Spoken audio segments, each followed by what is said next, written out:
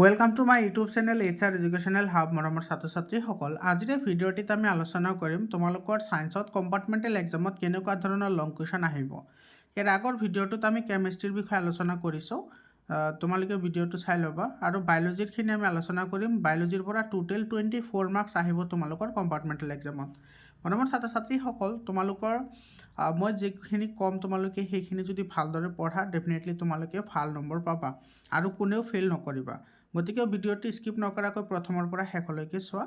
আৰু আজিৰ ভিডিঅ'টিত আমি আলোচনা কৰিম চেপ্টাৰ 6, 7, 8, 9 এইকেইটা হৈছে তোমাৰ বায়'লজিৰ চেপ্টাৰ। চোৱা, তোমাৰ 6ৰ পৰা 8 মাৰ্ক আহিব, 7ৰ পৰা আহিব 6 মাৰ্ক, 8ৰ পৰা আহিব 5 মাৰ্ক আৰু 9ৰ পৰা আহিব 5 মাৰ্ক। তো টোটেল 24 মাৰ্কছ তোমালোকৰ কম্পাৰ্টমেণ্টেল এক্সামত আহিব। তোমালোকে কি চাব লাগে, MCQৰ কাৰণে মই ভিডিঅ' এটা লৈ আহিম বাৰু, গোটেইখিনিৰ ইম্পৰ্টেণ্ট দি তোমালোকে সেইখিনি চাই ল'বা। সেইখিনি চালে তোমালোকৰ MCQখিনি গোটেইখিনি হৈ যাব। আমি প্ৰথমতে এইখিনি চাই লওঁ। এইটো চোৱা, চেপ্টাৰ 6ৰ পৰা আহিব 8 মাৰ্কছ। ত' তোমালোকে কি লং কুৱেশ্যন চাব লাগিব। আৰু তোমালোকৰ যিটো মেট্ৰিক পৰীক্ষা হৈ গ'ল, সেই পৰীক্ষাত মই যিবোৰ কমন দিছিলোঁ সেইবোৰে পৰীক্ষাত আহিছে, তোমালোকে গম পাবা। তো যিসকলে মোৰ চেনেলটো ফ'ল' কৰিছে সেইসকলে ভাল নম্বৰ পাই পাছ কৰিছে।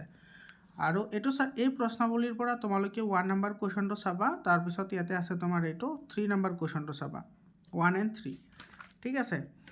তাৰপিছত তোমালোকৰ MCQৰ কাৰণে আৰু 2 মাৰ্কৰ কাৰণে কিন্তু এইটো চাবা, ভিতৰুৱা প্ৰশ্ন হয়, এইটো কিন্তু পৰীক্ষাত আহে। এইটো এক্সাৰচাইজত প্ৰশ্নটো নাই, কিন্তু এইটো প্ৰশ্ন আহি থাকে। এইটো সালোক সংশ্লেষণ প্ৰক্ৰিয়াৰ তিনিটা পদ্ধতি তিনিটা বহুত ইম্পৰ্টেণ্ট হয়।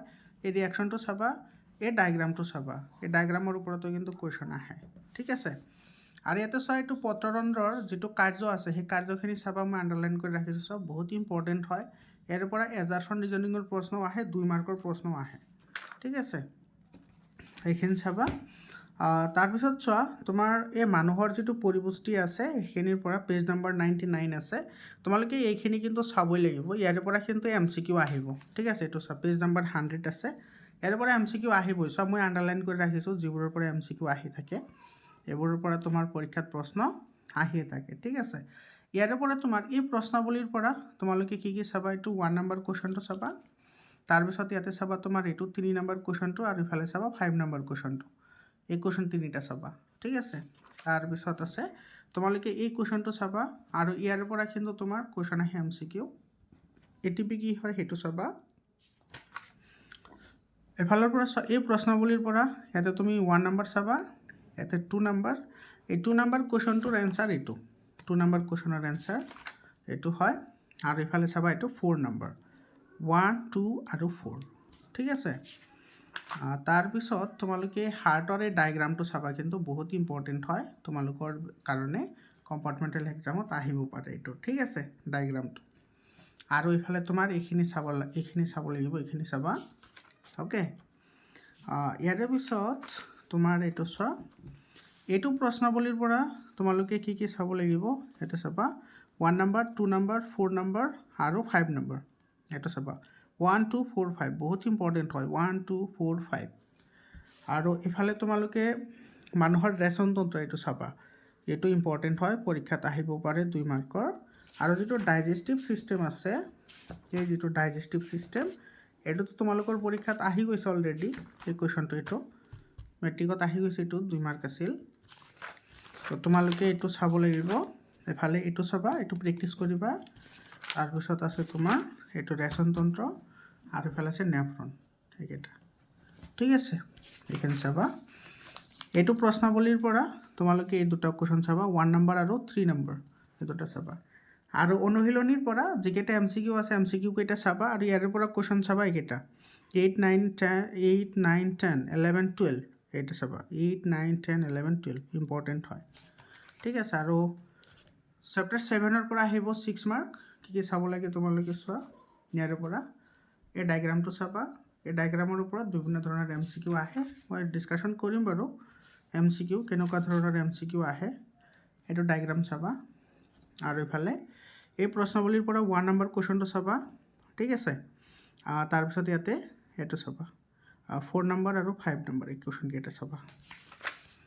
তাৰপিছত এই প্ৰশ্নাৱলী চোৱা, এই কুৱেশ্যনটো তোমাৰ অলৰেডি আহি গৈছে। ঠিক আছে, 26ত তোমালোকৰ পৰীক্ষাত আহি গৈছে আৰু অক্সিজেনৰ বিষয়ে আহিছে ইয়াতে অক্সিজেনৰ নামটো লিখিবলৈ দিছে তো ইয়াতে তুমি 2 নম্বৰ কুৱেশ্যনটো চাবা সো এইটো অলৰেডি মই টিক দি দিছিলোঁ ঠিক আছে এইটো চাবা তাৰপিছত ইয়াতে আছে তোমাৰ এইটো 4 নম্বৰ কুৱেশ্যন আৰু ইফালে 5 নম্বৰ কুৱেশ্যন ইম্পৰ্টেণ্ট হয় বহুত আৰু ইফালে চোৱা তোমাৰ ইয়াতে যিকেইটা উদ্ভিদৰ হৰমোন আছে এইটো পেজ নম্বৰ 122 আছে উদ্ভিদৰ হৰমোনৰ ওপৰত কিন্তু পৰীক্ষাত প্ৰশ্ন আহিবই আৰু প্ৰাণীৰ হৰমোনৰ ওপৰতো পৰীক্ষাত প্ৰশ্ন আহিবই তো তোমালোকে এইটো 123 নম্বৰ পেজটো ভালদৰে পঢ়িব লাগিব বহুত ইম্পৰ্টেণ্ট পেজ হয় এইটো ঠিক আছে তাৰপিছত তোমাৰ ইফালে 124 এইটো পেজক ইয়াতে চোৱা তোমাৰ এইটো প্ৰশ্নাৱলীৰ পৰা তোমালোকে চাবা এইটো 1 নম্বৰ কুৱেশ্যনটো চাবা 2 নম্বৰ কুৱেশ্যনটো চাবা আৰু ইফালে 4 নম্বৰ কুৱেশ্যনটো চাবা 1 2 4 বহুত ইম্পৰ্টেণ্ট হয় আৰু অনুশীলনীৰ পৰা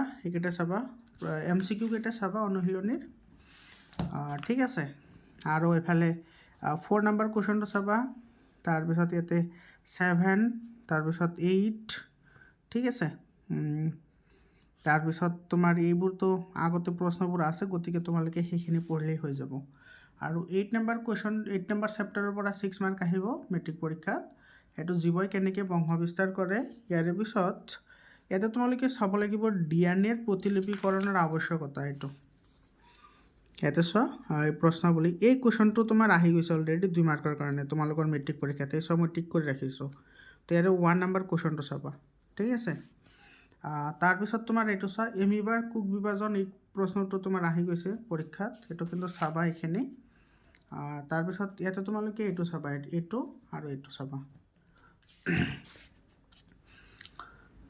এই প্ৰশ্নাৱলীৰ পৰা তোমালোকে এইটো চাবা এটা চোৱা 2 নম্বৰ 3 নম্বৰ 4 নম্বৰ আৰু 5 নম্বৰ এই কুৱেশ্যন কেইটা চাবা তাৰপিছত চোৱা এইটো কিন্তু বহুত ইম্পৰ্টেণ্ট হয় ডায়েগ্ৰাম এই ডায়েগ্ৰামটো আৰু এই ডায়েগ্ৰামৰ ওপৰত অলৰেডি MCQ আহি গৈছে তোমালোকৰ 2026ত তোমালোকে কুৱেশ্যন মিলি চাই লোৱা কুৱেশ্যন আহিছে এইটো চাবা ঠিক আছে আৰু এই যেটো তোমাৰ আছে পেজ আছে পেজ নম্বৰ 135 এইটো কিন্তু ভালদৰে পঢ়িবা ইয়াৰ ওপৰত কিন্তু কুৱেশ্যন আহে ঠিক আছে তাৰপিছত তোমালোকৰ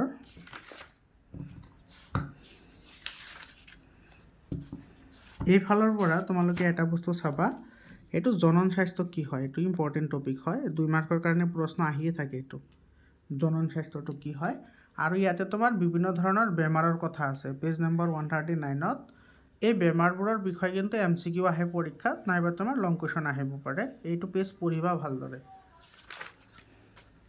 এইটো প্ৰশ্নাৱলীৰ পৰা তোমালোকে এইটো চাবা 1 নম্বৰ কুৱেশ্যনটো চাবা তাৰপিছত এইটো 4 নম্বৰ কুৱেশ্যনটো চাবা আৰু 5 নম্বৰ কুৱেশ্যনটো চাবা ঠিক আছে আৰু অনুশীলনীৰ চোৱা অনুশীলনীৰ MCQ কেইটা চাবা এইটো চাবা 4 নম্বৰ কুৱেশ্যনটো চাবা তাৰপিছত ইয়াতে এইটো 7 নম্বৰ কুৱেশ্যনটো চাবা 8 নম্বৰ কুৱেশ্যনটো চাবা ইফালে আছে তোমাৰ এইটো আৰু ইফালে আছে 11 নম্বৰ এইকেইটা কুৱেশ্যন চাবা 9 নম্বৰ চেপ্টাৰ এইটোৰ পৰা চোৱা 5 মাৰ্ক আহিব বংশগতি আৰু ক্ৰমবিকাশ ইয়াৰে পৰা তোমাৰ 2টা কুৱেশ্যন চাবা ইয়াতে 2টা কুৱেশ্যনে চাবা ইয়াৰে ইম্পৰ্টেণ্ট হয় 2টা 1 আৰু 2 ঠিক আছে তাৰপিছত চোৱা ইয়াতে তোমাৰ 147 নম্বৰ পেজৰ ইয়াতে 1 নম্বৰ কুৱেশ্যন চাবা 1 3 আৰু 4 ইম্পৰ্টেণ্ট কুৱেশ্যন হয় ইয়াৰে পিছত আছে তোমাৰ আচ্ছা এইটো